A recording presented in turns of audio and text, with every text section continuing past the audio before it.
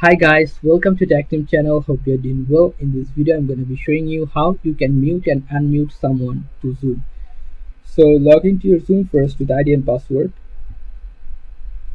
After login, go to Home option, this one, and then go in a new meeting.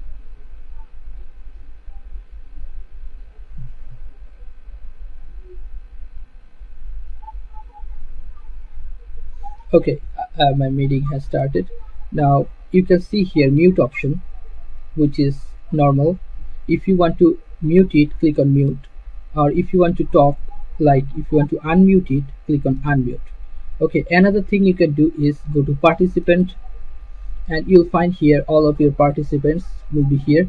And if you want to mute or unmute any specific participant, just put your cursor on that name and you'll find here mute. Click on mute, or if you want to unmute it, click on unmute.